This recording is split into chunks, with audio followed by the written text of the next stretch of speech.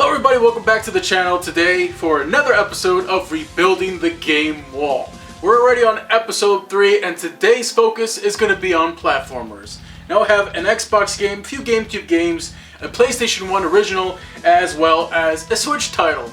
So without further ado, let's get into today's episode. First up on today's list we have Croc, Legend of the Gobos for the PlayStation 1. Paid $10.60 for this one. Most of you who grew up with the original PlayStation know this game, and it is a classic at this point. The gameplay is a little wonky by today's standards, and it wasn't one of the best received platformers on the platform, but for me, Croc holds a special place in my heart. I remember, I think it was my father rented this game at Blockbuster at some point, and we just tried it out, me and my sister, and we just couldn't get over just how adorable those little gobos were. I don't know about you, but I love these little fuzzy guys. They're so damn cute! And I loved Croc as well. For a platformer, he was a solid main character. Now, years back, I remember covering this game on a retrospective video, and if you're interested in seeing that aged-old video, it'll be popping up on the top corner of your screen. And yeah, man, Croc, Legend of the Gobos, I had such a great time with this, and I'm so glad I finally have it back in my collection. This was one of those unfortunate ones that suffered a demise at the hands of that fire and that water damage back in 2017. So happy to finally have Croc back in my collection. Next up, we have Ty the Tasmanian Tiger for the original GameCube. The original GameCube? Was there a different GameCube out there? Ty the Tasmanian Tiger had a very interesting ad campaign. It was usually about Ty going through a hospital and showing like Sonic, Mario, Spyro, and like Crash and Cats. And it was just kind of like taking jabs at those platformers, you know, the classics, and saying, oh, Ty does it better. Now, Ty didn't necessarily do anything better that those games didn't already do great, but it's considered a classic at this point for a lot of people. Now, I was originally not going to pick it up on the GameCube, but they never released Ty the Tasmanian Tiger HD physically. Up until just recently they announced it. But anyways, that's besides the point. Really wanted to get a physical copy on the GameCube and rebuild my game collection on the GameCube. And I picked up Ty. And let's face it, man, Ty the Tasmanian Tiger has an absolute banger of a soundtrack.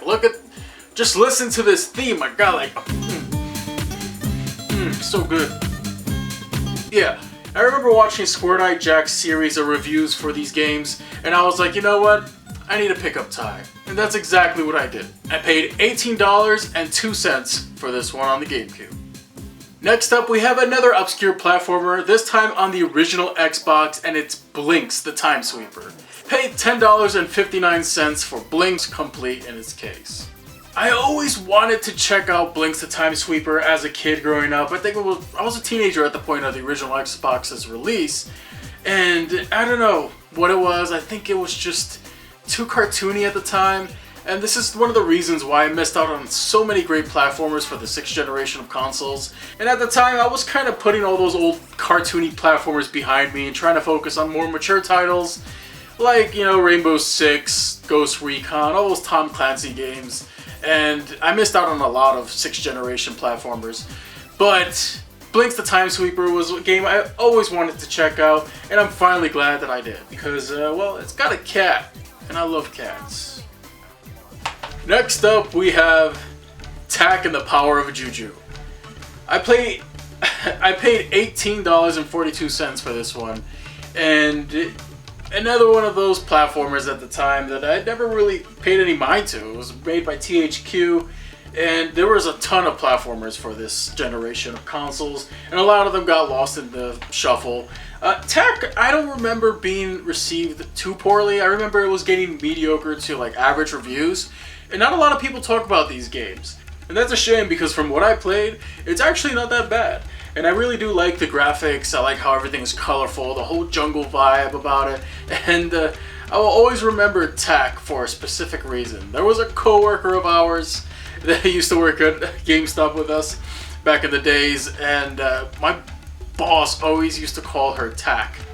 And not for nothing, she did kind of look like him, honestly. I'm not going to show a picture here because that's mean-spirited and I don't have her permission, so I'm not going to do that. But take my word for it, she did kind of look like Tak. Anyways, yeah, Tak and the Power of Juju. I gotta pick up some of the other games in the series. Next up, we have another GameCube platformer. This time, it's just Vex. Vex. Now, Vex is a game that I picked up on the GameCube because I tend to like my 6th generation platformers.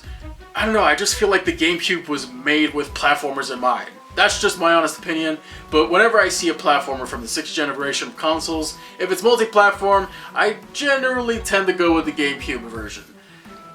It's just a personal preference of mine. Granted, since it's on the GameCube, you're going to be paying a lot more money for it as well. I paid $21.19 for Vex, and from what I've played, it's very interesting. It's got a very edgy, darker kind of tone to it, and I'm not too sure I'm particularly fond of it. I guess the developers of Vex wanted to kind of separate it from the rest, and more power to them. It's pretty average. I definitely have to dive into it some more. I'm sure a lot of people really liked this game at the time, or now I look back on it fondly, but me personally, it's a first experience thing, and first impression wise, not too bad, not too great, but I'm willing to give it a shot. 5 down, 2 more to go. Next up, another GameCube platformer, and this one has an interesting story behind it. Paid $29.15 for Scalar on the GameCube. Now, I'll be honest with you guys. I had Scalar already on the GameCube. Why I decided to pick it up again? I'm stupid, and I couldn't find a good quality cover art for it, so I decided to just pick it up, and yeah, get it. It came... almost dropped it. Comes complete in its case with manual, and why not, right? It's a platformer, yes, and it's very colorful, and you take control of Scalar, titular character in the game, and he's a lizard. It's as simple as that. It's actually not bad. It's pretty fun from what I've played so far, and like I said before, I already owned it before, but I lost the case and cover art for it, so decided to pick it up again. Might sell the other copy somewhere down the line in a GameCube lot or something, but for what it is, Scalar is a fantastic platformer. And if you haven't played it and would like a second opinion on it, check out Petronius' review on it. It's actually a pretty damn good review. Alright, Scalar on the GameCube. And last but not least, it's a Nintendo Switch title, it's a platformer, and a lot of you people are probably going to groan at this one. It was on sale at Target for $19.99, $21.76 final cost.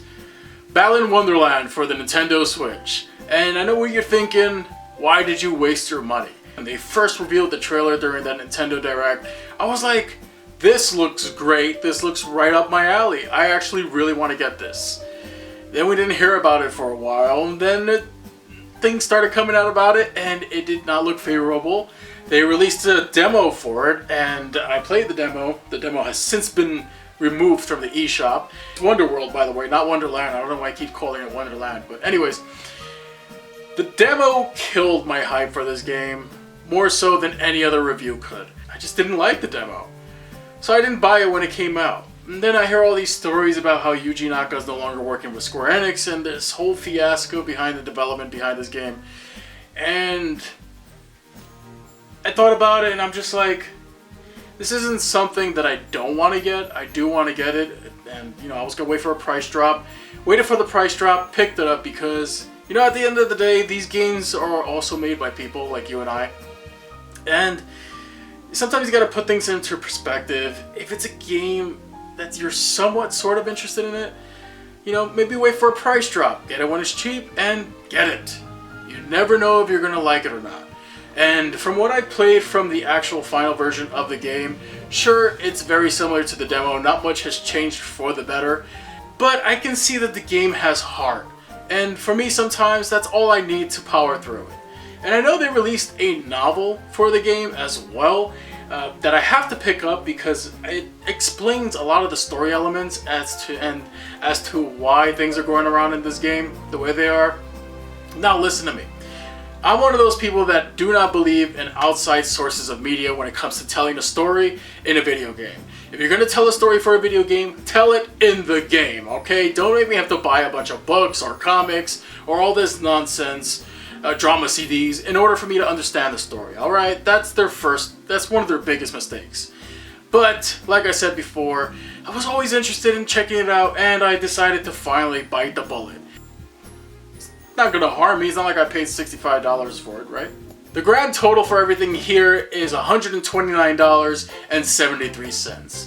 Me personally, that's kind of high. I would like to aim for under $100 with these episodes, but it's not like I really go through the prices up until the very end. You know, I pick and grab from games that I bought within the past year or so, and I go from there. So yeah, $129.73. Now, a lot of these games are multi-platform. In this particular case, TIE, Vex, Scalar, and TAC were all multi-platform games. You don't necessarily have to get them on the GameCube, but me personally, like I said before, I love the GameCube, and the GameCube is my little platformer paradise. So I had to get them on the GameCube. With that being the case, getting them complete in box as I did, I ended up paying a pretty penny for them. So anyways, that's it for today. Hope you guys enjoyed today's episode for Rebuilding the Game Wall, Episode 3, Platformers. And if you did have any experience with any of these titles, feel free to let me know in the comment section below which one in particular you really enjoyed. And hell, if there's one you didn't enjoy, I'm open to hearing about it too. So let me know in the comment section. Alright everybody, thanks for watching once again. I hope you guys have a good one. Stay tuned for the next episode in the near future, and I'll see you all soon. Thanks for watching.